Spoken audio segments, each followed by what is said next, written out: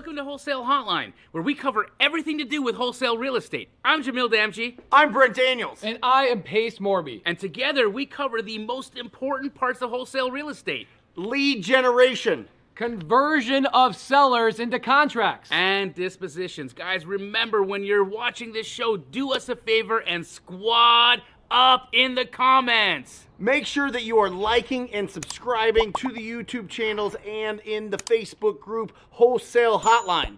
Most important, we want to know we're doing a great job for you and helping you build your business. So go give us a review on iTunes and or Spotify. So squad up and enjoy the show!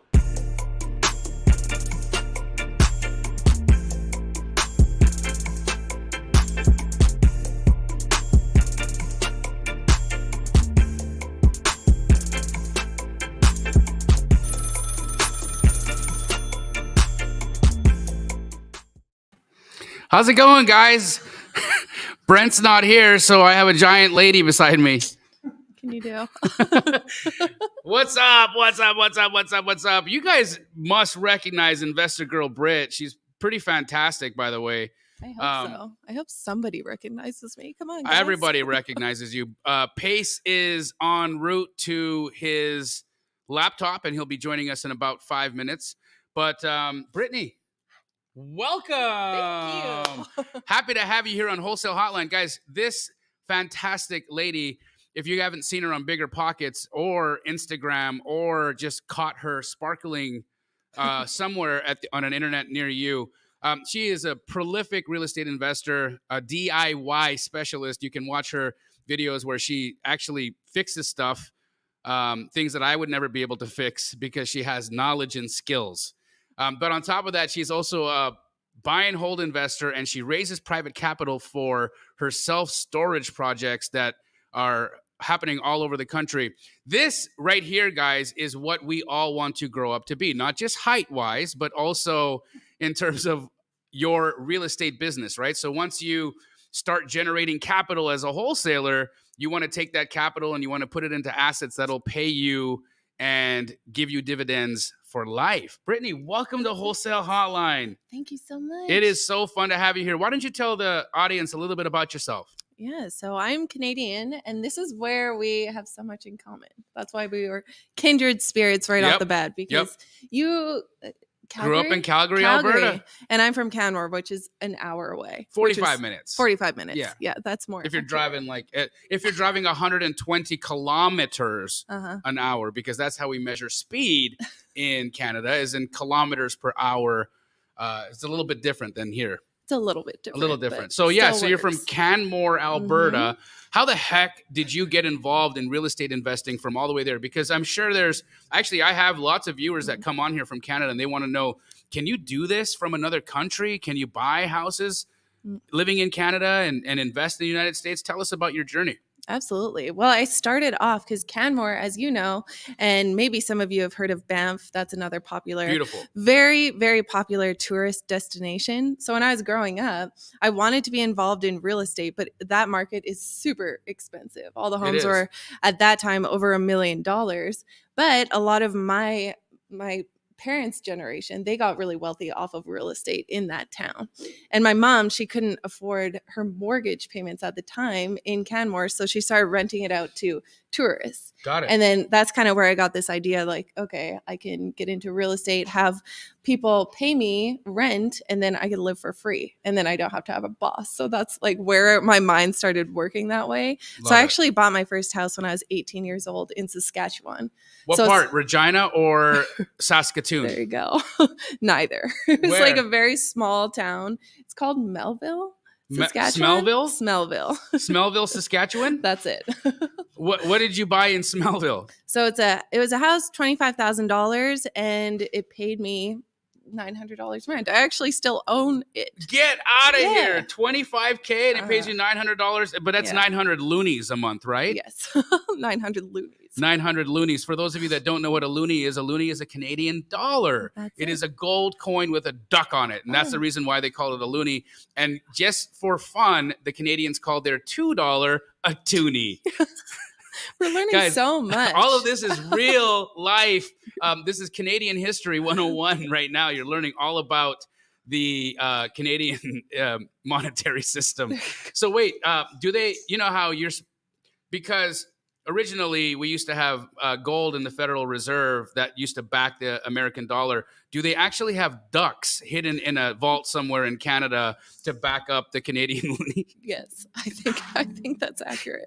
We'll go with that. We'll go with that. So the biggest problem with that, though, guys, is that the ducks fly away from Canada in the seasonally. So every year Canada loses its wealth during the winter. Man, I feel like I just could be a stand-up comedian making fun of Canadians all day long if I wasn't a real estate wholesaler. It's too easy. We make it really easy by doing things like that. Looney and Tooney. I wish I had one. Oh man. But incredible. So you got into buy and hold investing, watching your parents' friends become wealthy through their rentals. Mm-hmm. So how did you make the shift in starting to buy in America? Well, so I spent 10 years doing a lot of what you saw on my Instagram, which was buying these small properties for very cheap, fixing them up myself. And then through doing that, I grew a Instagram following. I'm at about 250,000. Investor Girl Brit is my Instagram. But I would just show people how to do all this work. And then I'd show the whole transformation because I'd do all the work myself. And that was because I didn't have any money to pay people. So I'm like, what can we do? And those videos popped off. Yeah. People liked watching you wax on, wax off. That's it. But no, where did you learn how to do that stuff? Because I mean, do-it-yourself things aren't easy. If you gave me a project to do, I can't do IKEA furniture. Yeah. How the hell did you figure that out? I love IKEA furniture. It's so fun. I'm sure you do. But it's one of those things you just have to get in there and do it and get your hands dirty because everything is figure outable. I just saw Marie Forleo, is that how you say her name? Speak recently. So I'm just figure outable. You're using that was her book, but it's so true because once you get in there, okay, I need to tile a bathroom shower. How am I going to do that? Okay, first step, go YouTube, figure it out. And then I'd also go and ask people on Instagram, people who are professionals. And I said, hey, this is the first time I'm doing this. Can you help me out with a few questions? And then I'd go through the YouTube video, make sure it's all done properly because it was my own house. I didn't want to mess it up. So I'd work really hard on the quality and then I would just get good at it. I would just spend a lot of time. I would say don't take on an entire house project if you're brand new because I've done that so many times and it can take longer and then end up costing you more money if you're not careful with it. Because of mistakes or just overages in general? Because of holding costs? Holding costs, I think, is a big one. But whereas buying the houses were so cheap, there wasn't a lot of holding costs anyway. But just depending on what your previous skill set was. That was just, I've always been a hands-on creative person.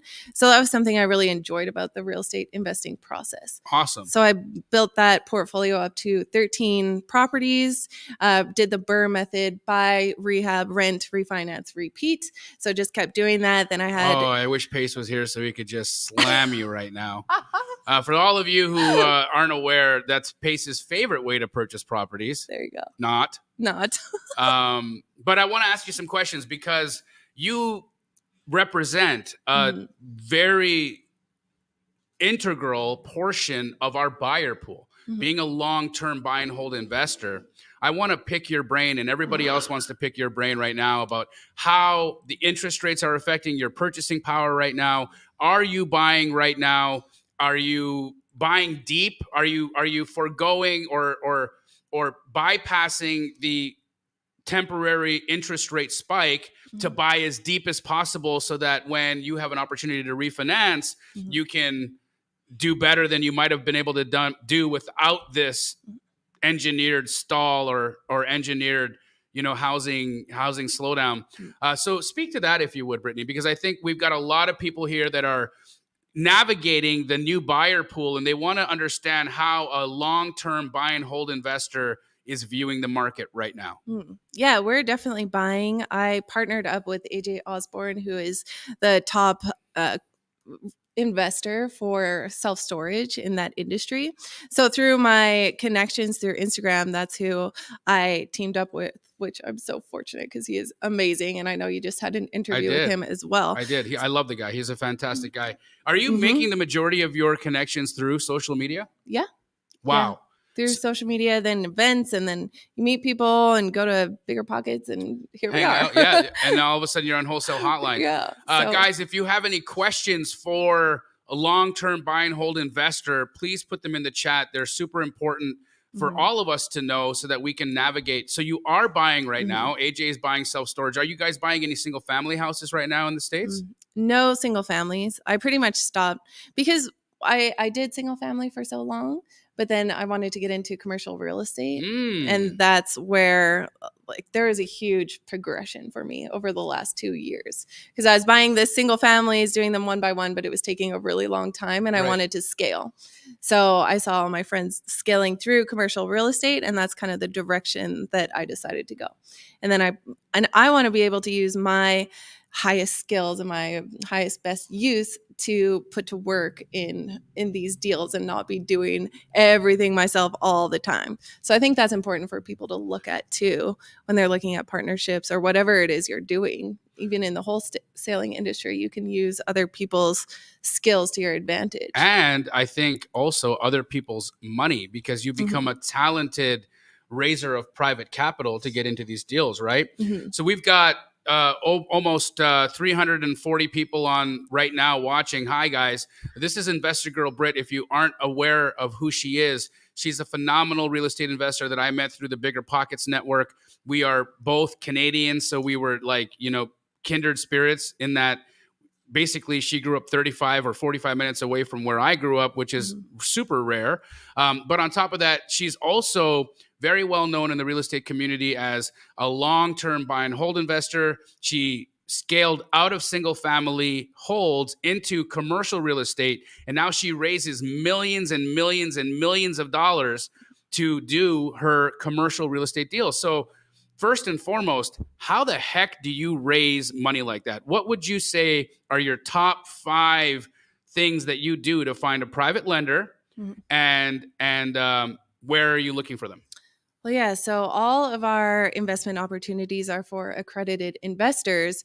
And through my Instagram account is actually how I was able to raise this capital. And it's because over time, over 6 years or more, I guess now, of having my Instagram account, I was building this trust and credibility with my investors. So they saw me, I was in there every single day, like working my butt off to do these renovations, to do my single families. And then they saw me having all this success in multifamily investing as well. And I did all of that on my own. And then when I was able to bring them opportunities to invest with us, they just had all that trust with me, because they've seen it over time. They saw me on Bigger Pockets. They saw me doing the actual work. So it wasn't like you just popped out of a Jack in the Box and you were like, I take money. It was more of a hey, guys, I'm going to show you me putting in the work over time.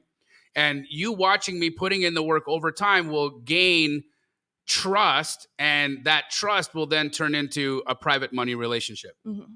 Yeah, so that's why I think like everybody out there, all of you guys watching, if you don't, it's hard to focus on the social media side of things because it does take a lot of time. But just showing investors that you are out there, you are active, and you are working. That's how all my partnerships came together. That's how I got opportunities like this to be on this show. That's how a lot of things happen for me. So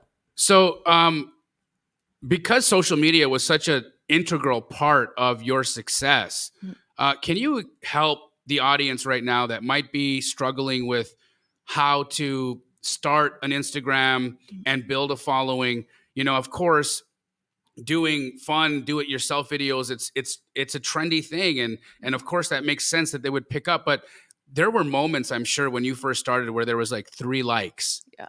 So explain that path, because a lot of people want instant gratification. They want to put out a video, their first video, and they want it to go viral.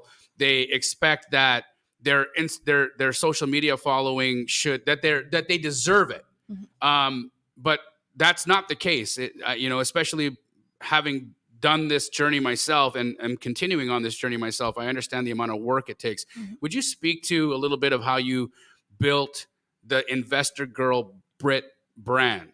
Yeah, great question. And it really was tricky in the beginning when you don't know what to post. I was posting cabinets that I got on sale at Habitat for Humanity, which is just like a resale store. And then I'd be like, hey, I got this good deal. And I was trying to always provide value, like try to give people tips on deals that they could find for renovation materials, things like that.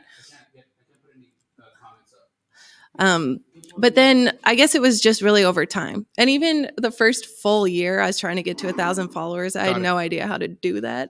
So for a year, you didn't even have 1,000 followers? Yeah. And it was just that consistency, I had a timeline every Wednesday and every Sunday. I'd post something, whatever it was. And then just whatever started catching on.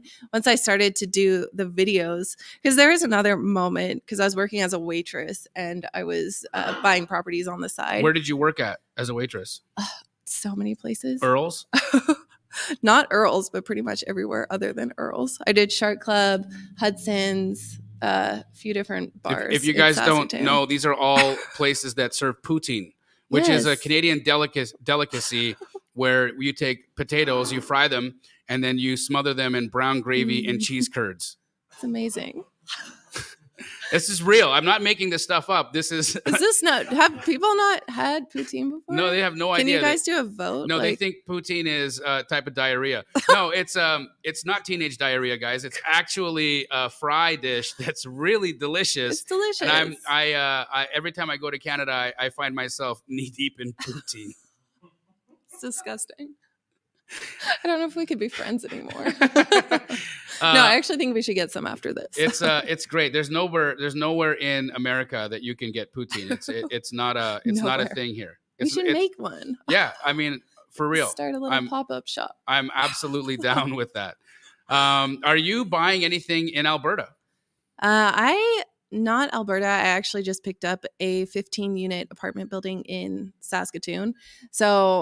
And that just came across my lap through Instagram. It's crazy, you guys. It's just there's so much deal flow that comes through my Instagram account. And it's because people know me as a commercial real estate investor now, and they just send me deals all the time, which is so many of the benefits that come from social media and being very specific. You do an amazing job on this on your social media as well, because then anyone who wants to do wholesale deal, they'll think of you. Absolutely. All the time. It actually works. So you're telling me that your personal brand can actually become an incoming lead generation tool? Oh, it's just nonstop. The deals are flowing in all day. How did you keep yourself motivated for a year when no one would like your videos? Was there a moment where you were like, this is just not going to work? It was a little bit frustrating, but I didn't really care because I knew that it would be a lot of work, and it was really just that consistency. Because even if you don't have a lot of followers or anything like that, you can still show investors, if they go to your social media pages, they could still see that you're active and doing something. And I remember hearing something, Kevin O'Leary from Shark Tank, I heard him speak at a multi-family conference, and he was saying he doesn't invest in anyone's business or deals if he doesn't see that they're active on social media. So, I mean, that's a good indication on why you should be doing it. So he wants to see that presence online. Guys, if Mr. Wonderful says that he will only invest in deals where he sees people actively doing that job on their social media, and that makes sense. You know why? Because they want to see you integrated, right? This is something I've said to you guys plenty of times. Don't have two social medias, one for your business and one for your life. The reason is that people want to see that your business is your life. Yeah. That's what makes you investable. Mm-hmm. That's what makes you trustable. That's what makes you real, right? The reason why you have two social media pages is because you're fake as fuck. And when you're fake as fuck, that's when you have two social media pages. It's true. So you've got to integrate this into your life and make it your reality. And when you make it your reality, you'll start walking it and talking the talk. Imagine how embarrassing that'll be when you put you're a real estate investor on your profile and then you don't do real estate. Not going to work, right? What a motivating factor for you to show up for yourself every day and do the job because you've told the world that this is your job. Interesting. Brittany, what was your first commercial real estate deal? So that was my multifamily deal, 14-unit building. in Saskatchewan again. So that was my first one out of the single family world into more of the commercial real estate space. And again, no money down deal. I have 2 of those now, and we have 6 more on the go with seller financing in self-storage. And that's I'm sure today. Pace is going to want to talk to you about the seller financing deals because he'll be here any minute. Cool. Do you still live in Canada? I do live in Canada. I'm getting my visa so I can be more. So I think last time I talked to Brittany, she was looking for an American suitor because, might help her live here. But you also need to be at least 6'4", because otherwise she'll walk all over you. What's the, do you use commercial? Oh, great. How do you underwrite a commercial deal? Are you still using something like the 1% rule in your commercial deals? I mean, with commercial deals, it's similar to the single family that I was buying. We're just looking for heavy value add deals. So you're looking for something that you want to buy it under market value, of course, and then just how can you improve the property? And that's looking at how you can increase the income and also decrease the expenses. So there's 2 ways of looking at it. So when you're looking at multifamily purchases, that's how I've been doing it. And it's same with self-storage. When we're looking at that, we're looking for the value add properties. There's so many ways that they're not running correctly. I've understood how to increase income. You can obviously increase rents, you can force appreciation and push rent, but how do you decrease expenses? Share with us some of those techniques. There's so many things you could look at even in utility expenses. A lot of the times the tenants could be paying for utilities or they're just using way too many. Maybe it's like the expenses are super high on utilities because they're using their own dishwashers or something like that. I'm trying to think of examples. So there's all these different things where tenants might be driving up expenses and you could be charging the tenant for that, and separating meters, different stuff like that. Submetering, that's where you take. So if you have all of your utilities, say your water is all coming into one meter in a building, you can submeter the water, and that way every tenant pays for their own water. It's a pretty sophisticated approach, and it can be a little bit costly. But give us an example. Say you reduce or increase the income of a unit by $300 by adjusting expenses. What could that do to the value of a building? Well, and this is why I love commercial real estate so much, because the value is based on the net operating income. So what is the income that's actually coming in? And that's how the building is valued. So if you're able to increase the income by double, you have $1 million building, and then all of a sudden it's worth $2 million if you could double the income, which is possible because I've done it that way. That makes a lot of sense. Mm-hmm. A part of, I think, some of the hesitation since rates have basically skyrocketed is right now lending is, up near 8%, 9%. And there's no buildings that I've seen that are cash flowing based on that kind of a rent. So what are you guys doing to combat that kind of situation right now? How are you handling the leverage market? And has that allowed you to buy deeper? Yeah. So a really amazing strategy, which Pace will also talk about when he comes on, but that's the seller financing model. And you could get seller financing. I'm getting it for 4% right now. So you're buying buildings that are completely owned outright, going to the seller. Are you getting them at a discount? Are you paying retail? Are you paying above retail? What is the strategy that you're implementing to talk a seller into giving you terms? Well, a really good strategy to use is the multiple offer strategy, where all the numbers will work in your favor, but then it's just you can really adjust it however you want and then offer them these 3 different options, and then they can decide for themselves, do I want the higher price point or do I want the longer terms? Like, it all comes down to that. So, I mean, there's so many different ways you can go about it, but having a really good understanding of what your baseline is and where your numbers will work, and then adjusting your 3 different offers so you can present it to the seller and then they kind of choose which one makes sense, but all of them really make sense for you. So the 3 offers would be cash, owner financing, and what's the other one? Well, they're all owner financing, but it's just like, will you do 50% owner financing? Then we'll give you this price. will you do 100% owner financing? We'll give you this price. And so it just is dependent. So the more owner financing they give you, the higher the price, obviously. Yeah. How high will you go? Like if they give you 100% owner financing, how much above retail will you pay? It just depends. Like it's all based on the numbers because we're playing the long-term game too. So we're playing to where the market is right now, because a lot of the time it's mom and pop owners. So then there's so many different ways we could increase that income, and then it'll make sense so like the market value.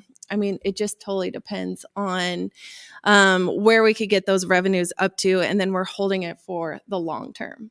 So we want to keep that into consideration too. So we might pay a little bit over, but we have been getting market value. Wow.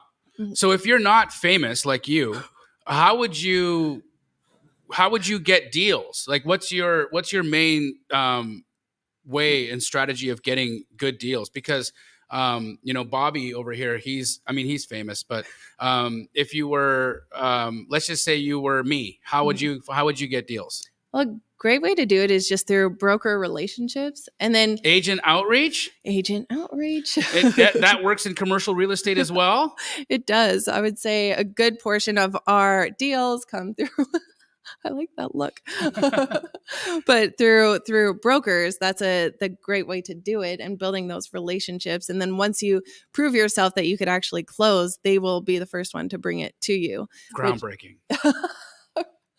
Groundbreaking. Well, the reason is that people really love buying lists and skip tracing lists and calling sellers and getting belly to belly with them and hunting for their kill when, I personally think that that's brain damage, but it's sexy, right? And it makes for a really exciting day of FUs. But the fact is that these broker relationships that you've had, what's one of the most lucrative broker relationships that you can bring to mind? Well, all of them, I mean, it's kind of different because when I was doing the single family stuff, I was doing it all my own. And now that I'm in the self-storage world, working with AJ Osborne and his incredible team at Cedar Creek Capital, they have all of those relationships. They've been doing it for 20 years. So that's what I was able to kind of come into, because I get my leads and everything off Instagram, but then AJ Osborne and Cedar Creek, they've had their broker relationships over the last 20 years. So, I mean, a ton, and they have close to 300 million in assets in self-storage. So sorry, I'm just looking at the comments here and all the different versions of poutine. That's a good one. David wants to know, he's a Canadian and has not found a good poutine. Where is your favorite poutine? Oh my gosh. There's called Poutineery. That's a real thing? I think it is. Is that a real place? Poutineery? I try not to go. Okay. You don't eat it? Not anymore. Oh man. So my favorite poutine, David, would be at KFC. Oh, KFC, Canadian KFC gravy is amazing. That is, yeah. You're right. It's fluffy. Guys, you don't even understand. You don't have it here in America. They don't have brown gravy in KFCs in the United States. It's a totally different beast in Canada. KFC is actually good there. It's trash here. It's good there. Do you miss it? Yes. When I go to Canada, I have poutines. I have specific kinds of pizza and a sandwich, an Arabian sandwich called a doner. They don't have donairs here in America either. Yes. Huh. It's pretty crazy. I guess I'll Would you describe what a doner is? Oh, a bunch of shaved meat into a wrap. Shaved meat in a wrap. You guys are. Does that sound good? Yeah, with sweet sauce actually, and garlic paste. It's actually, if you ever want to not get lucky, that's what you eat and come home smelling like a doner. And disgusting. That will you smell like hot meat and garlic. It's really, really attractive. You got to stay away, I think. How do you fund these deals outside of private investors? Are you bringing your own capital into these? What's your primary source of? Because if you're going to go, I would imagine if you're offering 50% cash, 50% seller finance, like where's the other cash coming from? How much of that are you putting up yourself? Yeah. So a bit comes from my partners and I, and then the rest is our limited partners in the deal. So the last year and a half, it's all been syndicated deals. So that's where we've been doing it. And then the deals that I've been doing on my own, the last multifamily deal I got, it was 100% seller finance. So, I mean, there's so many ways to do it without your own money. And a syndicate, you mean like a mafia organization? Yes. Something like that. No, would you explain what a syndicate is? Yeah. So syndication is when you have your general partnership, so all your partners on the deal, and then you bring in your limited partners who are all your passive accredited investors. So you come together, they fund a big portion of the deal, and then they are in on the deal. And we like to hold it long term. So we're not planning just to sell and kick all of our investors out. The plan is to refinance within 3 to 5 years and then keep the deals long term. So do you require any specialized paperwork, or do you have to alert any regulatory bodies of your criminal organization? Well, yeah, and that is the thing, because it is so highly regulated that you have to be super careful. Yes. With SEC regulations. There's so many disclaimers, and you have to have an amazing SEC attorney on your side if you want to do anything with syndications. So guys, they're highly, highly regulated. I'm just joking around with her over here, making it fun, but they're highly regulated. You absolutely can do them. But what she's saying is you have to work with accredited investors. Explain what an accredited investor is. So you have to have $250,000 or more in income every year, or a net worth of $1 million or more. And that is third party verified. So you do have to put the paperwork through a third party, and then we'll be able to accept your money. But until that's all done, we can't accept any money from anyone who is not accredited. So if you are not, it's a great way. I mean, I love syndications diversifying throughout. Like, I will invest in syndications myself because it's nice. You give it to operators who are amazing in their own spaces. I just recently, for those of you that didn't see, I invested in a syndication deal on Rose Lane here in Phoenix, Arizona, a beautiful little building over in Central Phoenix that was multiple 4-unit parcels that were all put together.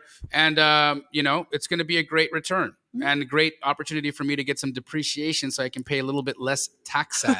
Well, that's what you want, right? That's the plan, at least. So I imagine talking to brokers in the commercial space is a little bit different than talking to single family residential brokers.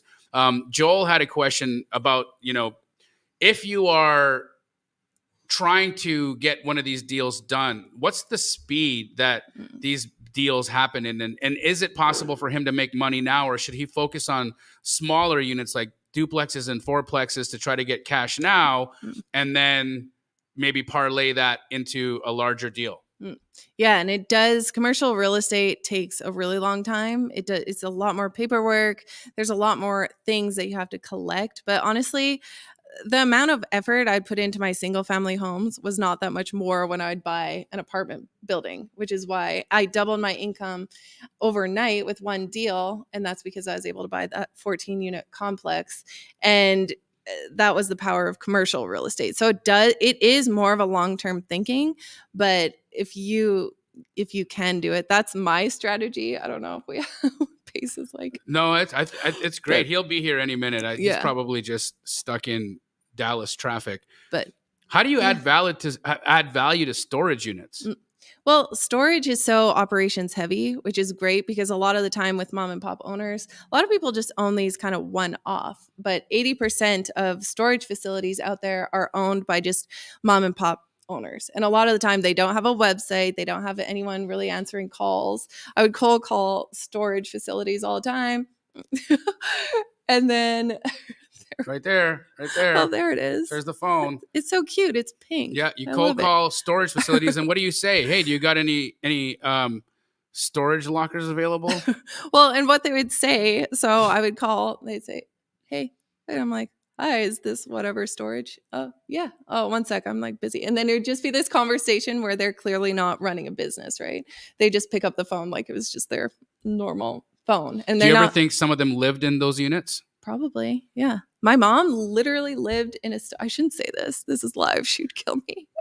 Well, no, we got mom, it's already happened. So what happened? Tell us about your mom's unfortunate time in the storage locker. How did that go? Did you live there too? I didn't. Okay, I'm glad. I was at my dad's house, and my mom would rent out her How would house. you get so tall living in a storage locker? That would be because you know how that you know like a fish will fit its bowl, right? Oh, so yeah, if you true. were in a storage locker, there's no way. How tall are you, by the way? 5'10". There's no way you would get to 5'10". So now everybody knows I'm not 5'10". Oh no, they know. They know. She said. They know. And I took my heels off. You guys can't see the screen. I'm barefoot. There. Wow.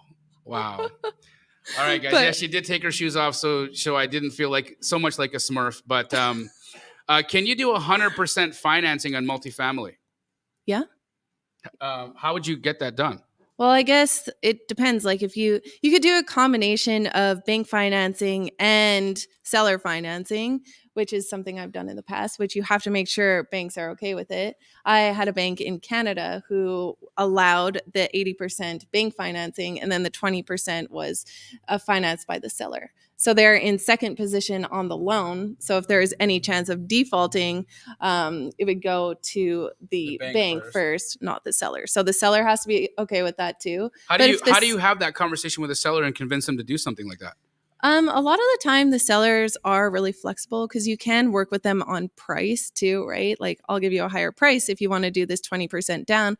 Plus you get to stay kind of in the deal, making this cash flow. And if they're confident in that building, which a lot of the time they are, then they'll be willing to do that seller financing because then they're still getting income in every night. It's not like they just sell their property and then the income's gone. They actually get to stay in the deal and make income. So there's a lot of different ways to do it. I think when you're talking to sellers, it's just like a relationship. You go into it, I would say, hey, I'm Brit. I'm a real estate investor. I love your property. Tell me more about it. And then you get to know them, their needs, what they're looking for. And then you could kind of go off that instead of just making it so transactional. You actually have to start building this relationship and figuring out what they need. Have you ever walked into a seller appointment and then they say, hey, I watched you lay tile? No, actually. They've never recognized you before?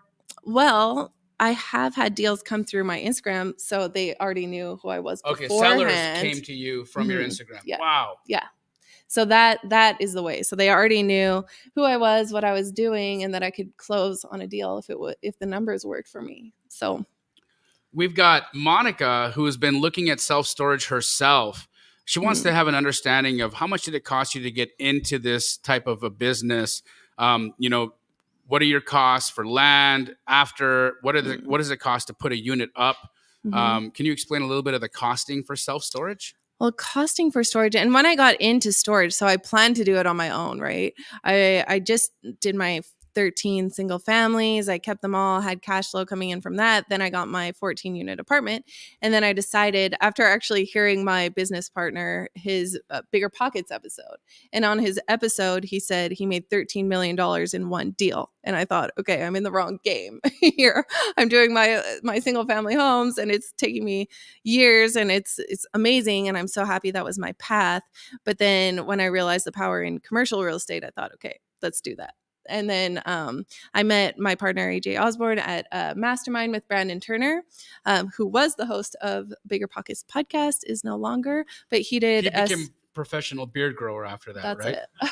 That's that. So he just surfs in Maui and doesn't do nothing anymore. Yeah, he's fantastic. I love Brandon Turner. Do you guys do any deals together? I haven't done any deals with Brandon, but he did do that Maui mastermind, which was 2019, which is why I always think you guys should go and. What is it? Look who we got.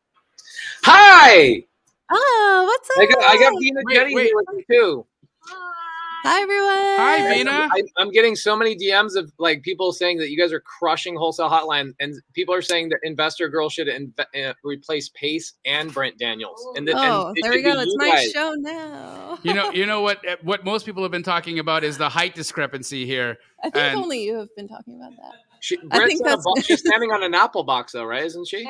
She took her shoes off to make me feel less Smurf-like. Yeah, I'm barefoot over here. It's kind of nice.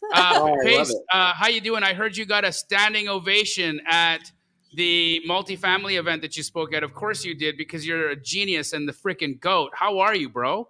Bro, I'm so good. I wish you were out here traveling with me, but it's I came out to visit property in Springville, Illinois, and then Vina and I are putting on a multifamily masterclass for investors and lenders that we work with. And so I'm out here hanging out with our girl Vina in Dallas.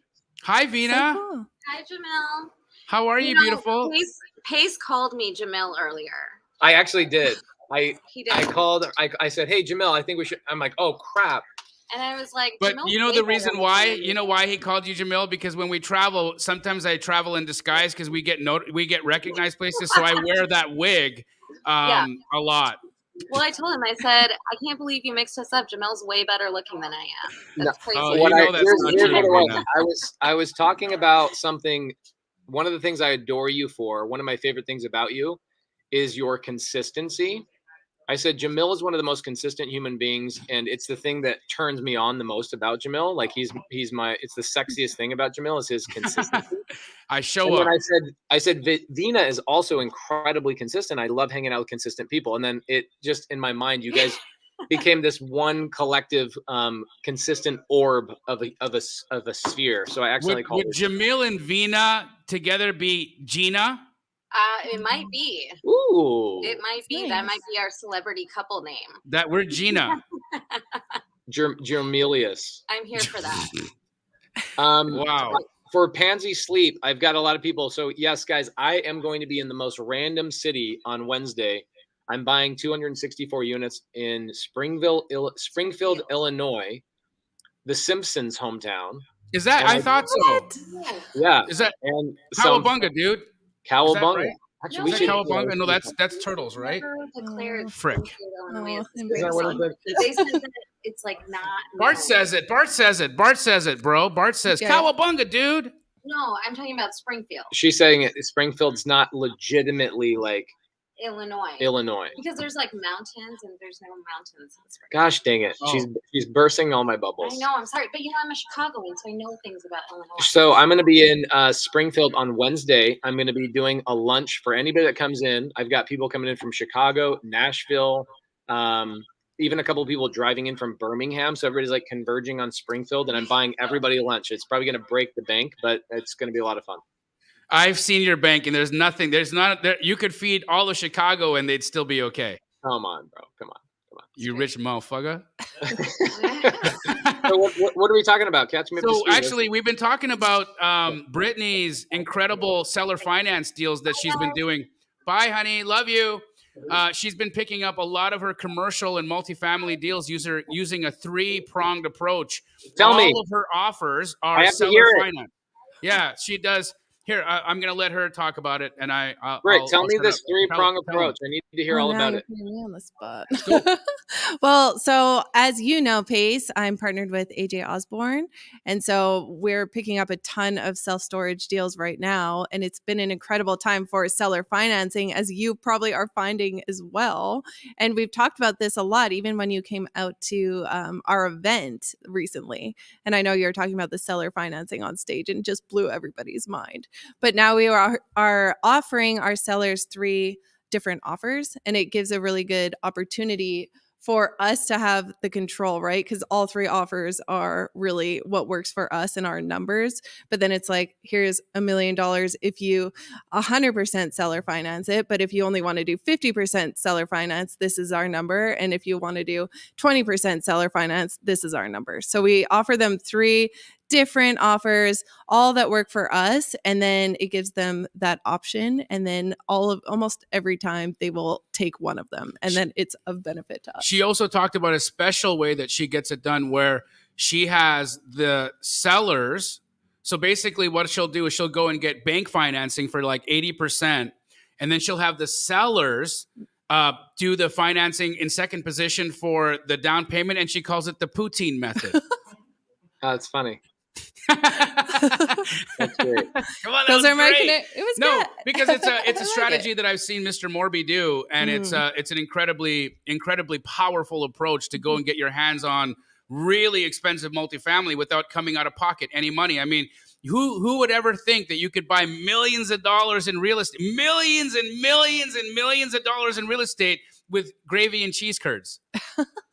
That's how we that's do it. basically it. We like 2 years ago, we started, I had been doing it for about 4 years ago, but 2 years ago, we started calling that strategy the Morby method, because I was like, who else is doing this? Like, is there anybody doing this? Is there a book? Is there a podcast? Is there anybody doing it? And I didn't ran into anybody doing it. So we called it the Morby method.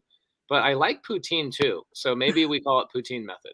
She says because it's all gravy and curds. Ooh. I mean, that's basically all it is coming out of pocket, right? And a lot of times all you need is a transactional lender for like 1 day, right? To finalize the transaction. And then the seller will reimburse that down payment and create a second note. It's freaking genius. It's unbelievable. From Canada, do people watch The Breakfast Club in Canada? Yes. Should I say yes? Yeah, of course. Yes, of course. Of course. Of course. Except they call it the Canadian. They call it the Canadian Bacon Hangout. I love it. So the for all 500 plus people that are on here, I see like a whole bunch of stuff. People are streaming in from a couple different channels. Jamil is going to be on The Breakfast Club with this guy. He hooked it up, bro. Come on, be honest. Tell him what's really happening. We're going to be on The Breakfast Club. We're going to be collaborating with DJ Envy, Caesar, 50 Cent, and a handful of other people in that rap community. It's cool. Like being on TV opens up doors with pretty high level people. So 50 Cent has signed with A&E, which is our same TV network. And so we'll be collaborating with them pretty soon. We're going to fly out on the 30th of November to New Jersey or New York. I can't remember what. And New Jersey. We're going to do an event in New Jersey, and then we're going to go hang out with 50 Cent in a club with a bottle full of bub on the 30th. So, and everybody that's in Jersey, we had a really big meetup in Jersey this year. 900 people showed up. And then in New York, we had a meetup the next day. We had like 400 or 500 people show up to that. We are going to do a massive event on November 30th with DJ Envy and his partner Caesar and The Breakfast Club. So we're going to fly out to New York, hang out, and get on The Breakfast Club, do an event. So people that are in New Jersey and in New York, we are coming to see you in bro, you know what? Wasn't I saying we got to get to New York before the end of the year, bro? And you were like, it's too cold. No way that's going to happen. There's no way that's going to happen. Then we figured it out, which is cool. Real quick, I just want to celebrate Nicole here. Nicole is closing on her first deal tomorrow. Seller finance, 0% down, $5,000 down payment. I wonder who inspired that, Pace. Nicole's in my community. She's amazing. Is Nicole in your community, Astro community too? She is not. She obviously is learning from you, brother. Yeah, bro, it's crazy right now. It went from, in fact, here's what's cool. So in 40 minutes or so after we wrap up Wholesale Hotline, I am doing my first Zoom where a seller reached out to me via Instagram. I don't get sellers don't reach out to you, right? It's wholesalers, agents, and stuff like that. I had a seller. Not according to Barbie over here. They reach out to her every day. Every day. Well, it did happen once though, and the deal did go through. I love it. So I've got a seller it's a single family home down in Arizona. They have no equity. And the seller's like, hey, I watch you, I see your stuff, and I have no other options. And I need to sell my house, but I have no equity and I don't know what to do. Like when I bought my house a year ago, I had equity. Now I don't. Market's trending downward. I'm stuck. What do I do? And I said, well, you sell it subject to. And they go, well, I have like 7 main concerns with it. And if we can overcome that, I'll sell to you. So tonight I'm going to be doing a Zoom with that seller, and I'll share that with everybody so you guys can all get educated on exactly how to overcome the most common objections with seller finance and subject to. Should be really, really good. I'll share that with everybody. So what questions do we have tonight? What do we got? But I'm just going to quickly ring the bell since you can't do it here. Nicole. Congratulations. He's drinking a Diet Coke, and we're ringing a bell for you, Nicole. Congrats. Okay, so if you go, guys, we don't have the tickets yet. DJ Envy and Caesar were just texting us for headshots to like create the graphics and stuff. So there will be tickets. I think they actually charge our usual meetups. We don't charge for them, but I think they charge $99 a head for their meetups.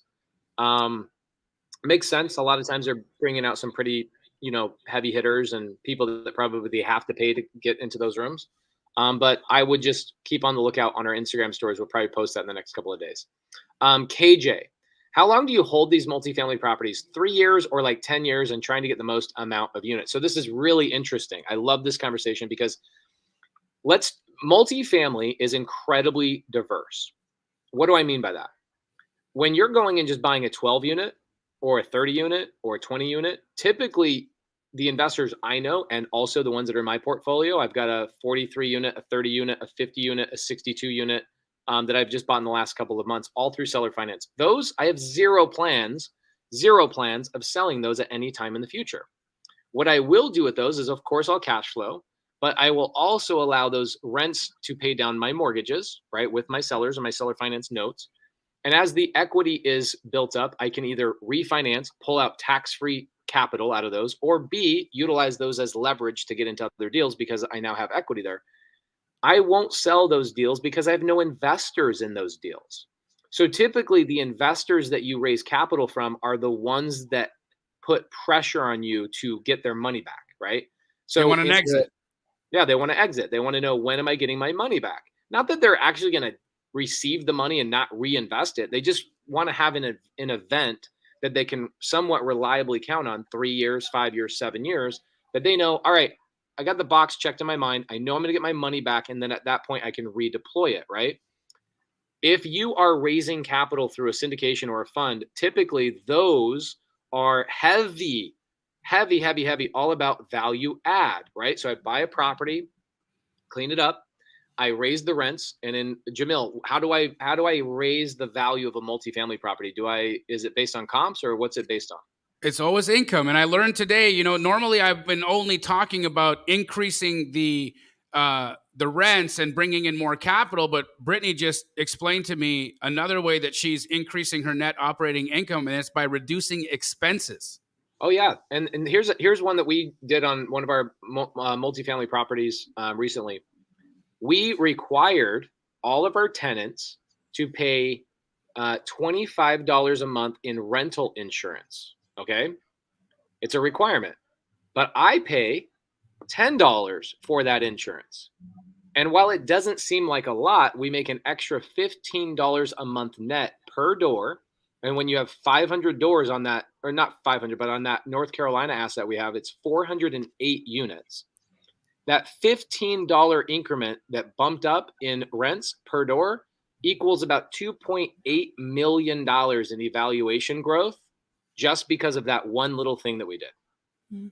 So that's the thing, right? In multifamily, what's so interesting and powerful about it is that the ripple effects of small decisions are huge. And it's scale. Like, that's real estate at scale. And it shows you the power of creative finance, seller finance, and then making intelligent decisions that allow you, those small little decisions allow you to gain so much value over scale. It's phenomenal. Yeah. So to answer that question about the length of time, typically how you raise your capital and where your money comes from is where you dictate your exit. Okay. Because the human beings that are involved in that deal are how you're structuring in the first place. Because let's say I go buy a $10 million asset and I'm brand new, I have no money. Well, guess what? I have to borrow money, or not borrow money, but I have to go get investors to believe in me and the project. They bring their money in, and the questions they're going to ask are, when am I getting my money back? And so in those conversations, you're also going to structure the deal to make them happy, the seller happy, and also make sense of the deal. But when you're buying multifamily deals yourself, typically the investors I know, they're holding on to them for a very, very long time until they decide, hey, I'm going to sell this 1031 into a bigger deal, et cetera, et cetera, et cetera.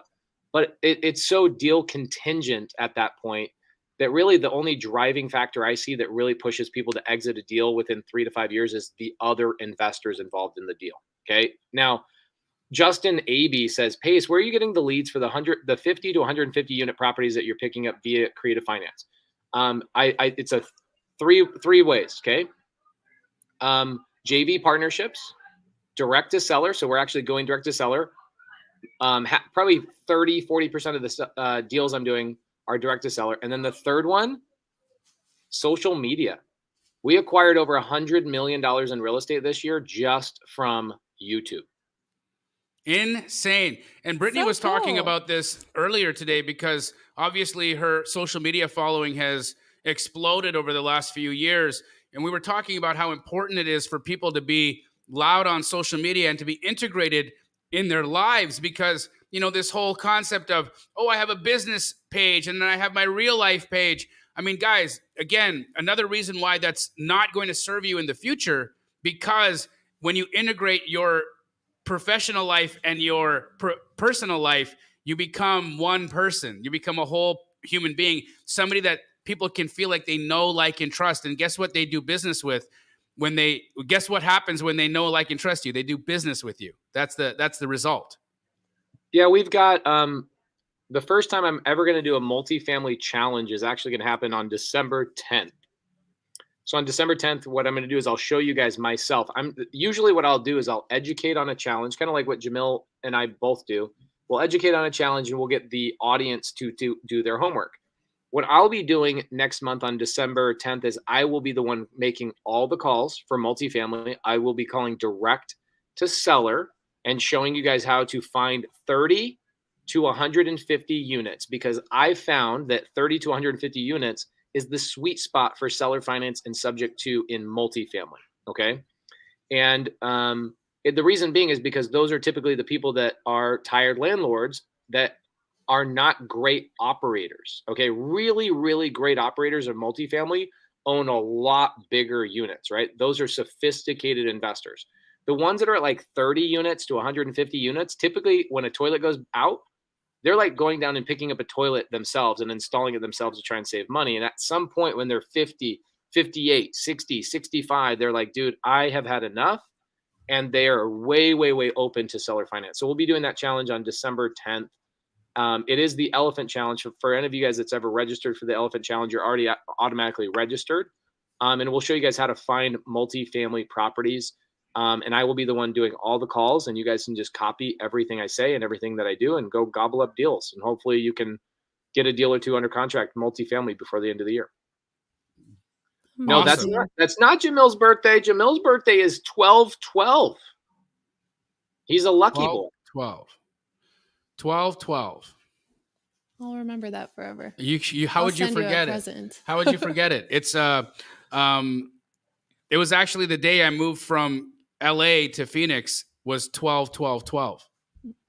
It was actually, the story is so good. Jamil was going through, 2008 wiped everybody out. And Jamil had made millions and millions of dollars in wholesaling real estate and was starting to do like land entitlements up in Canada. And 2008 comes along and demolishes everything Jamil built, and even wiped out his credit, his family's credit, because he had his parents co-signing on loans with him.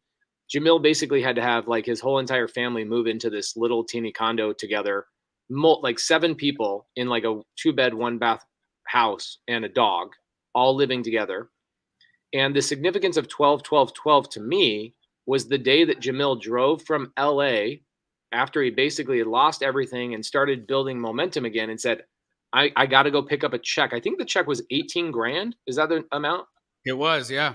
So on 12/12/12, Jamil drove from LA to meet with Tim Wynn to collect an $18,000 check and build what we all know today as Keegley, which is in 125 markets across the United States, and essentially become a TV star and be on The Breakfast Club on November 30th. My man, with my best friend. Brit, this is a really great question. By the way, I don't think many people do social media as well as you. I would say that you are one of my favorite creators. You're phenomenal. Your whole vibe, everything about you is really, really good. So Connor says, Brit, what is the best way to grow your social media presence specifically around the real estate world? Are you pushing specific types of content? Are you happy with reels, posts, live? Like, give me some tips. Connor says, give me some tips, Brit. Well, Instagram really right now is pushing a lot of reels. So if you could do reels, just talking stories, 30 seconds, people have such short attention spans now too. So if you don't hook them in the first few seconds, they'll probably just scroll past, which is not an easy thing to do. But once you get in the habit of writing out your scripts, you could do the talking to camera videos, the reels. That's what I've been doing a lot more of recently, because I know Instagram's pushing them so much. And then just being real, sharing real stories, sharing exactly what you're doing, adding a lot of value to your audience. What can they be doing? What can you be doing to inspire them, educate them, or entertain them? And you only share good stuff though, right? Only good. Well, you share it all. We share it all. We share it when things go wrong. Oh, all the time. And what's the reason for that? Why be real in your reels? Well, being relatable, it all comes back down to that trust thing too, that you're building. People will trust someone who they could relate to over someone who just is perfect all the time. So if you can be real, tie emotions into that, like we're all humans, so we want that connection. And you can build that connection through a screen, which seems weird, but you all feel like, Pace and Jamil here because you watch them all the time and you feel like you know their personalities.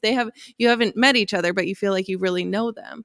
And you can build those connections through social media so easy through those reels. That's why I think it's great doing the face to camera stories on Instagram if you're on Instagram, or doing any sort of face to camera videos. I think they're really powerful. Yeah. And what I would say is like what Brittany does really well is she'll take like one lesson from something she's learned on a house or something she's done. And then she thinks about like, what's something that I can give to my audience? She's legit one of the best creators in our space. So everybody watches Brit. Brit is the shit. All right. So she gives you guys information she knows will help you in your journey. And that doesn't always have to be positive. It can be the good, the bad, or the ugly. Like, hey, had a contractor issue. Hey, found a thing in the wall. Hey, this is how I overcame this. Hey, I had a lender issue. Whatever the story is, it is perfectly okay for you not to tell everything needs to be hunky-dory perfect all the time. There's her Instagram handle, by the way, in the side chat. Brit, was your first deal a fix and flip, a wholesale, or a buy and hold? Buy and hold. It was $25,000, and I rented it for, did I say 900? Yeah, 900 a month. So I got that one when I was 18. Someone asked how long I've been doing this. Easy, good return. You know where she did that deal? In Smellville, Saskatchewan. Good job. You remember. Is that legit a city name? It was Close really enough. Melville, but we called it Smellville. We did, yeah. Okay, so here's a good question, and then I got a Brittany question right back in here because we want to make sure we give Brittany all the love today. Thank you for coming, Brittany, and we appreciate you. We always love hanging out with you. All the time. Okay, so John says, when it comes to seller finance, every deal is different. Well, when it comes to every deal is different. It doesn't necessarily have to be with creative finance. I don't think I've ever done a wholesale or fix and flip that was ever identical, but I totally get what you're saying. How can I structure a deal for it to make sense? What should I consider? Seller wants $20,000 down, $156K on a single family home, ARV $250, $40,000 renovation. Okay, great. I would not do a seller finance. I would do a novation agreement. It sounds like this is going to be a fix and flip. So a couple of things, when you guys are asking questions, it would help us if you told us what your planned exit strategy is. Because if your exit strategy is to buy and hold, for me, I tell a seller, I go, why would I give you 20% down when I could give a bank 20% down, right? In fact, I could go and do an FHA loan at 3.5% down. So in order for me to do a seller finance deal with you and give you the number that you want, I really need terms that make sense for me that I couldn't otherwise get at a bank. You get something you want, I get something I want. So I can go get a house, pick anything on the MLS. I can get a house that's completely already renovated, buy a FHA 3.5% down, live in it for a little bit, and then turn around and turn it into a rental. So I have that as an option for me. Why, Mr. Seller, should I go with you if you're 20% down and I could have gotten that at a bank, a better term at a bank? So that's how I started. And I give them context of, hey, 20% is really not a good deal for me because I could get that elsewhere.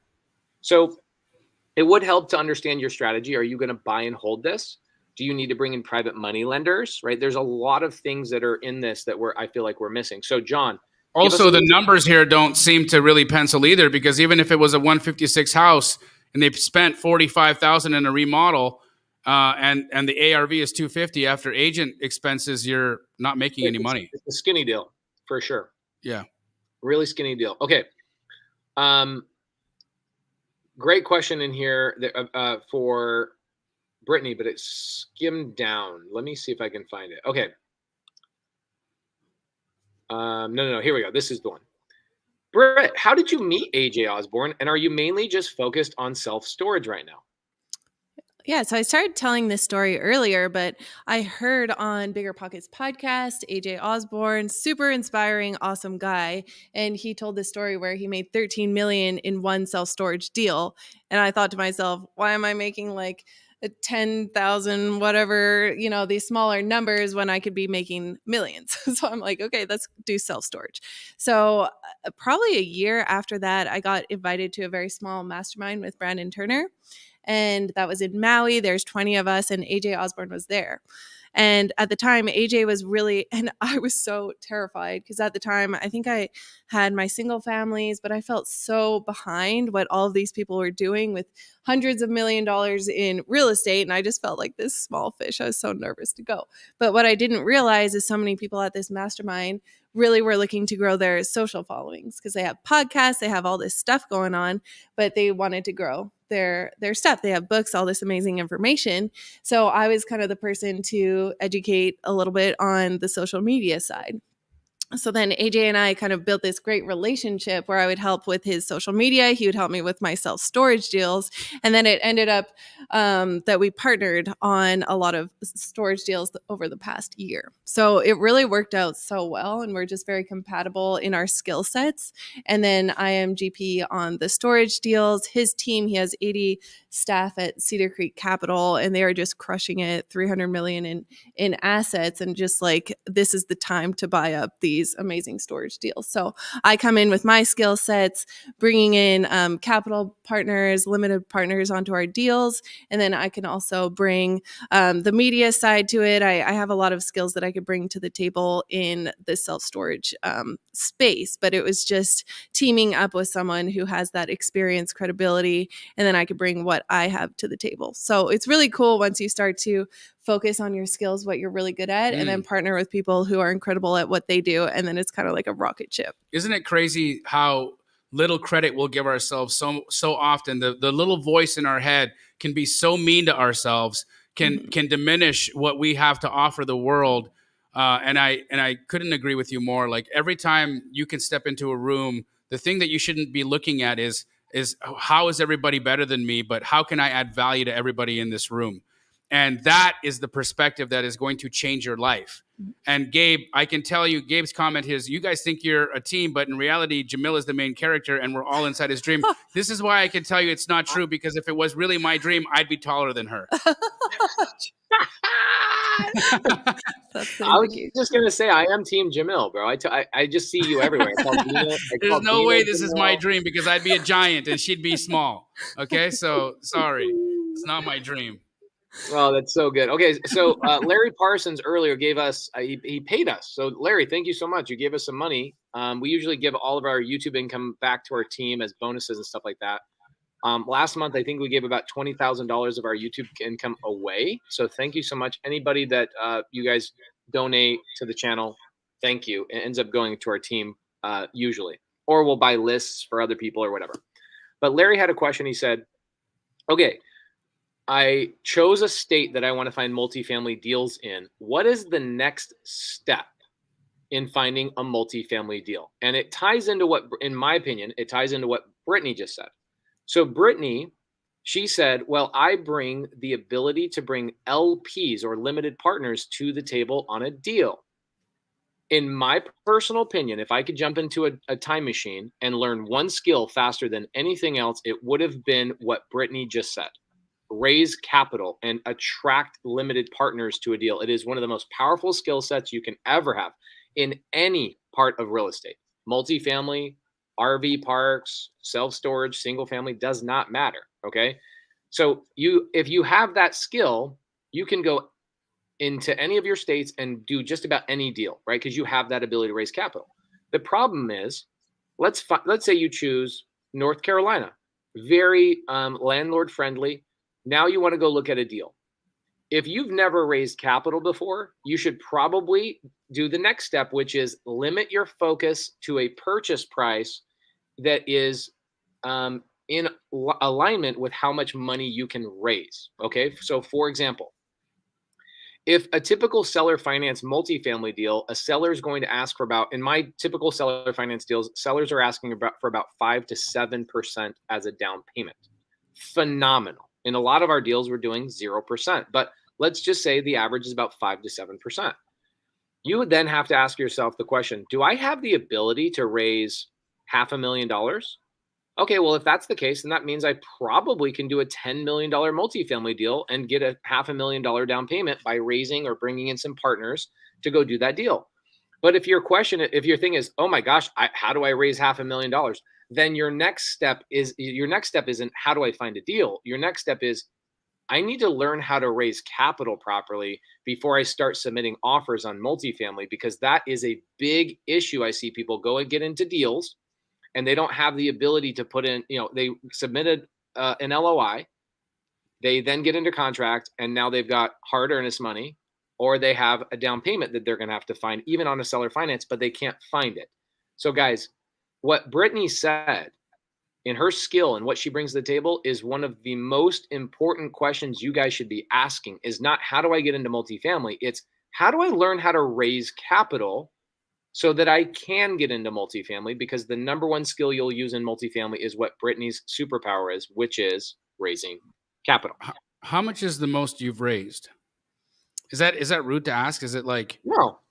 Is that like I'm currently raising $68 million right now. We've got a $108 million asset. Our debt partner is only giving us about $50 million, and so I have to raise $68 million by December 10th.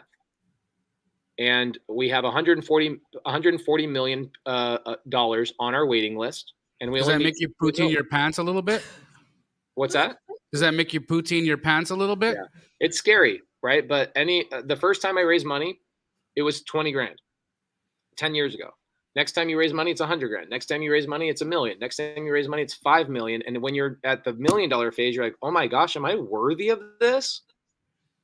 And then what Brittany's realized for a long time, that people don't know where to put their money. And there's no better investment than to invest in somebody like a Brittany, who's actively doing deals, has partnered with amazing people, and has social proof. So like, people want to invest in you. It's not a hard thing to raise capital.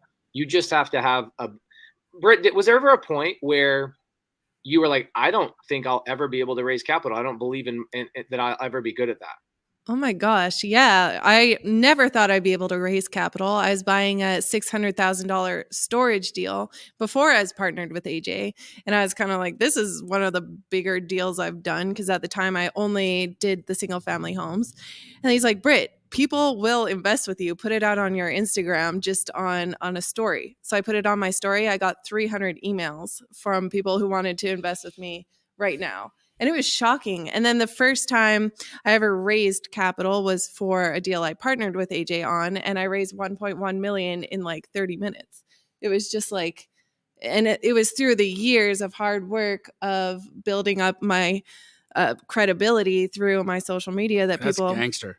It was crazy. That's so great. And I never thought, when I was trying to do that $600,000 deal, raise like a few thousand, it wasn't anything substantial at all. But to me at the time, it was impossible. And then once I was able to raise that 1.1, it was like, okay, this is it. This is my superpower. So I think people were a little bit confused on the time today, guys. Arizona does not change time. So we will always be beginning at 5 p.m. Arizona time. Anytime there's a time change, just remember that you change, we don't. Brittany, do you do any coaching or mentoring other than for how to raise money and grow? Yeah, we do. For our group is the REI Circle. So we help people really go from that single family world into commercial real estate. And that is something that AJ Osborne and I partner on as well. So we cover everything self-storage, but all commercial real estate in general. So we have some amazing people on our team. Really good group of people. Yeah, really thanks, good group of people. And we had Pace come speak at our event in Boise a few months ago, and he crushed it on stage. He does it every time. Every time. He's a magician on stage. Oh my gosh, it was amazing. If you ever want to watch an audience visibly watch their brains explode, you put Pace on the stage and then look at people's faces 30 minutes in, and you can literally see like people's faces melting off. It's pretty freaking incredible. Mark Chen says, do you find that commercial is less stable than residential as far as cash flow? And is commercial also following movement trends? This is an interesting conversation. Cash flow wise, I personally believe that my commercial or my multifamily stuff, let's assume you're talking about commercial, because commercial could be a whole bunch of stuff, right? It could be RV parks, it could be self-storage, whatever. I find that my multifamily stuff, if one of my tenants doesn't pay, I don't even feel it, right? But if on a single family home, one of my tenants doesn't pay, that's the only tenant I have on that property. That's a problem. And so in terms of like what happened in 2008, if you guys go back into the statistics, rent rates did not go down really significantly in 2008 to 2012. What happened, and this does hurt landlords, this is the piece of data you guys need to understand, people were starting to shack up with each other. Rents stayed significant, and in some places even went up during the economic downturn because people were getting foreclosed on and then moving in with each other in these apartment buildings. That's where your safety is going to be. And guess what else happens with self-storage in an economic downturn? People have less places to store their shiznit, and they don't have garages anymore because they get foreclosed on, lose their houses, so they go to they move in like Brittany's mom. Oh yeah, we didn't even finish that story. So you then have people go and rent from Brittany and AJ Osborne. And so apartments go up and self-storage goes up when single family homes get decompressed. So I would say the commercial is actually way safer for cash flow. One interesting conversation about multifamily versus single family. I have this argument all the time. Multifamily is not something you make money on in 30 days, 60 days, 90 days, even sometimes 180 days. Unless you are the wholesaler or the agent or the broker or the title company or the lender. Those are the only people that make money in multifamily in the first 6 months.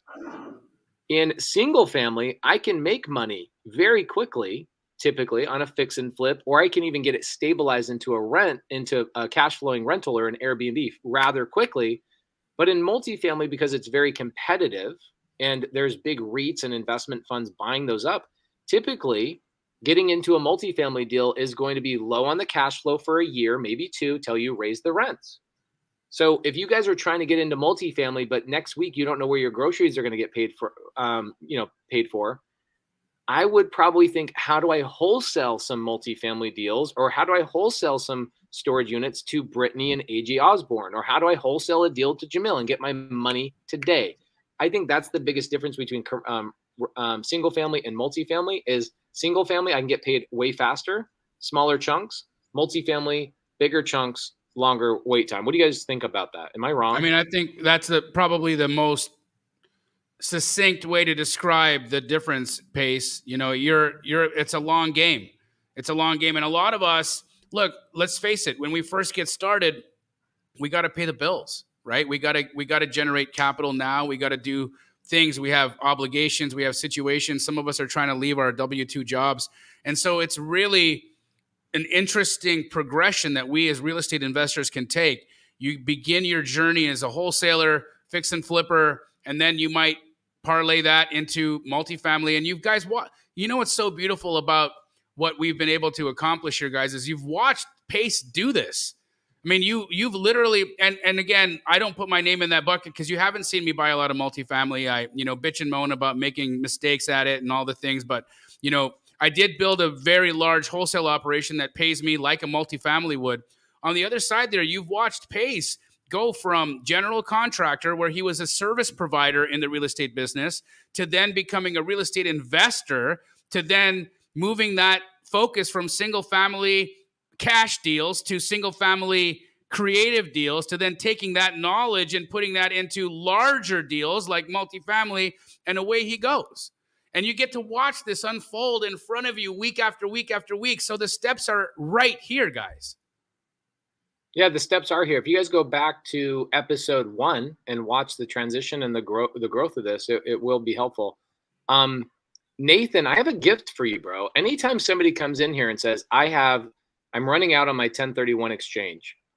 I have never ran into somebody that has an issue with the 1031 exchange that I wasn't able to help. I could find you a deal in 1 day, easy. DM me on Instagram. We'll do a whole YouTube video about how you're running out of time, and I will find you an asset to roll your 1031 into that's a creative finance deal that I probably turned down because I have too many deals. One of my people, we're doing a multifamily masterclass here in Dallas. Everybody that's in the class did not pay me. These people are either investors of mine that have invested in deals, or they are lenders of mine. Those are two actually different demographics, two different avatars, okay? And one of them is a guy named Jody Evans. Jody Evans DMs me on Instagram about a year ago on Wholesale Hotline and says, Pace, I have $900,000 I have to 1031 or else I'm going to get hit. I got him into a 75-acre development. He's going to make like $4 or $5 million in the next 18 months from that 1031 exchange. I will find something for you, Nathan, to put your money into. Just DM me on Instagram as long as you're okay with me showing your information on YouTube so other people can learn how to do that kind of stuff and we can provide value to everybody. Ruben. Okay, so cool. Ruben, so there's a deal. Ruben has a deal. This is awesome. So, Brittany, do you use a media team now for your media content? And at what time did you decide to delegate that time to a team? Yeah, so I spent 5 years just doing it all myself. I'd set up I only used an iPhone. It was an iPhone 8. I used it forever and to build up my Instagram, and I just put it on time lapse in the corner and film my projects. And then I'd edit myself, post myself on Wednesday and Sunday. I made sure I did 2 posts a week, and then I did that all. But over the last 2 years, I've been so busy with all of my other stuff, and I have cash flow coming in. So I have an amazing team, a social media team who just helps me get all my scripts together, get my videos filmed, edited, and then pump out way more content. But that was just a recent progression. You have a full-time videographer now? Well, I travel so much, so I probably need someone just to like follow me all over the place. I've been here since Bigger So you don't Pocket. have a hot Bobby? Bobby is so hot. My team? Yeah, I mean, everybody give Bobby some freaking love. The dude is like, he provides so much value to everybody. He's amazing. Absolutely amazing. A lot of really good stuff. Here's LP Sing. Let's do a little. Oh, I just posted him. Lobster the Lobster. My favorite. I'm the tall one. You're the tall one. Yeah. We miss you boys. I'm all the way. Me and Eric are. Yeah, throw some W's in the chat for Hot Bobby, please. Please. I mean, wins. LP Sing. Oh, really? Yeah. Oh, cool. It's streamer talk. Thank you guys for the knowledge. I'm doing cold calling and SMS. I just want to ask, does sending emails to property owners work? I mean, emails that we get from batch skip tracing. Thank you. LP, I'm going to tell you, I don't know the answer to that because I don't know anybody that actually sends out emails to homeowners. I don't know anybody. Like I have never seen it work. And I think the challenge there too is like you're spamming somebody to their email and you will get reported so quickly. And you can't manage an email as easily, and it's probably a little bit more expensive to do it. So text messaging, for example, you can switch your phone number pretty quickly, like boom, right? You buy a new phone number for $1 every single month. So I would say that sending out emails is probably not the most efficient, but again, I've never done it. I just don't know anybody else doing it, and success leaves clues. So if successful people were doing that, we probably would have heard about it, if that makes sense. Ooh, Ingrid, always data scientist. She's amazing. Ingrid is amazing. She's probably made $500,000 in the last 12 months just through wholesale, creative finance, and fixing and flipping. She's awesome. 20% of emails get open. 90% of texts get open. Which one makes sense? Mic drop, Ingrid. She's always coming with them bars. Joe says emails work for the older generation. Amazing. All right, cool. I don't know anybody that does that. Carly says, where in New Jersey are we going to be? So Carly, if you do a Google search and you type in like Breakfast Club events or DJ right now. Hold on. they kind of bounce around, and I don't know where their event is. Maybe Jamil can get you a link in the side chat, but New Jersey, New York, we are coming for you on November 30th. And it should be an absolute blast. We are going to be at 429 North Broad Street, Elizabeth, New Jersey on November 30th at 6 p.m. Okay, Brittany, if you could change one thing from your media journey, what would it be? Also, aka biggest lesson learned, maybe biggest mistake, where you've wasted money. Did you overthink buying equipment? Did you buy all the things and then not use it? Is there something you tripped over? Maybe you weren't consistent. Give us some freaking, don't just give us one thing. Give us whatever comes on the top of your head, multiple things. Yeah. And talk about sparkles. Oh yeah, the sparkles. We have to talk about that. I think the first thing that came to mind, which is definitely most important, is collecting emails. I think that is something I should have started way, way long ago, and I would have had so many more. I have about 10,000 or so person email list at this point, but this is where you can contact your people because you don't own Instagram, you don't own YouTube, you don't own any of that, but you do own your email list. So I think that's such an important one that people have to start thinking about sooner rather than later. So a good way to do that is have some sort of free tool. I have a free calculator. I have a free mini course on my Instagram page. They could go to my website and get that. And then I can collect their emails and let them know when we're doing webinars for information or for our accredited investors. So that's something that I would probably start now. And then just being very consistent. I've always been quite consistent with the 2 posts a week on Instagram. It takes time though. Like it really does. It's not easy. It takes a lot of time to build it up. So just post what you can. I can't really say I wish I posted more because I was just at capacity. So I'm working on that now, having a great team around me that could help support in that. But just do what you can. Show a lot of the mistakes you're going through. Instagram's so good with that because you could do behind the scenes stories. I would show all the time, I'm working on a project. Here's all the big problems going on. Like this is how I'm working through these mistakes, and people can really relate to that and connect to you. So using those things. And I still have not invested in a lot of equipment. I just for the first time bought like a mic. I probably should have. I don't have a setup. I don't have anything. That's why it tells you guys you don't need Jordans to play basketball. Yeah, that's a good one. I mean, for real, right? You can just get out there and make it happen. But tell us a little bit about the sparkles because you do have a shtick, right? So what's that about?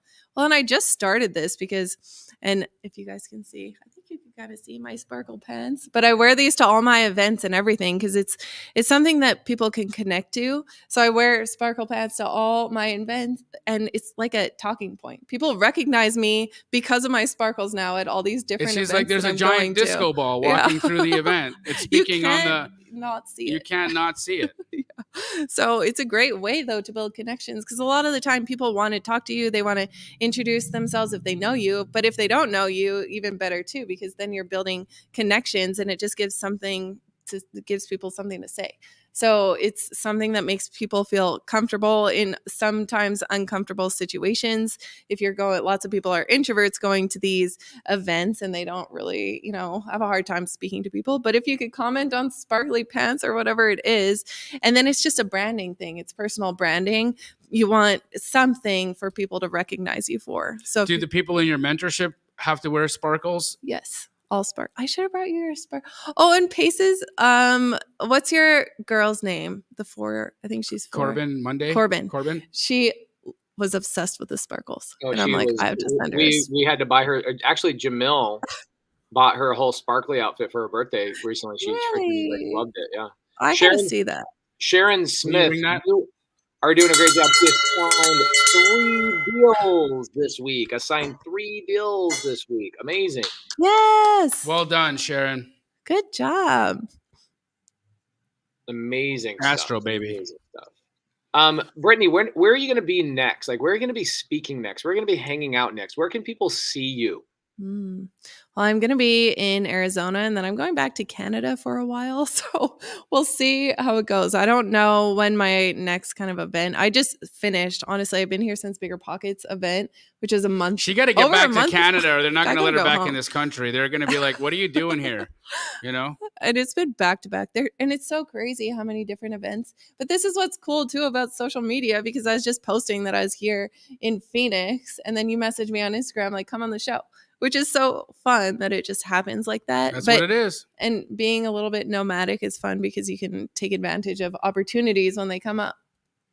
And there she is, guys. There we are. Pace, what do you got going on for the rest of the week? You're in Dallas, and then you're in Springfield, Illinois, and anything else going on? I've got Thursday. I'm going to be doing some stuff with you, and then I speak at Cody Sperber's mastermind, and then I have my own mastermind Thursday, Friday, Saturday, Sunday, and then you and I are going to be all over the country for the next several months. I looked at our calendar; it is bonkers. It is bonkers. We're going everywhere, every day. Everywhere, every day. Excited, though. Jamil's got a book coming out in 2023. I'm applying pressure to him. I've got a book coming out in 2023 as well, both bigger pockets. And Jamil and I will be on a book tour probably all of 2023, 2024. So we look forward to seeing all of you guys in person. But we just want to collab with you more, Brit. You're the Brit, you're the shit. Yes, I'm claiming that. I love that. You're the best. Just don't say that on social media. You'll get people to yell at you. So, guys, I have a Zoom call that I got to get onto. Jamil, I'll let you take the crew out. Brittany, you're freaking amazing. We'll always love seeing you. And Jamil, I love you, man. Love you, bro. I'll see you soon. I'll see you guys later. You're the best. Okay, Thanks, take care. Case. Guys, to everybody that tuned in, thank you so much. Brittany, you have been a phenomenal guest. I had multiple comments in the side chat that you were one of the best guests that we've had. And we appreciate you taking the time out of your day to come here and share your knowledge, expertise, and wisdom with the Wholesale Hotline community. And for all of you out there that are watching, thank you guys for tuning in. And remember, it's important to take action. So don't just sit there. Take the information that you got and put it to work. Also, my challenge tomorrow, day 2, show up to that. And to everybody else, from myself, Brent Daniels, Pace Morby, and Investor Girl Brit, peace! Or just say squat up. So squat up and enjoy the show. Yeah. Yep. Okay. 1, 2, 3. So squat up and enjoy the show. What are you doing? I didn't say nothing. Why? I don't know. Okay. So squat up and enjoy the show. Cool. I think we should use the one where Jamil doesn't say anything.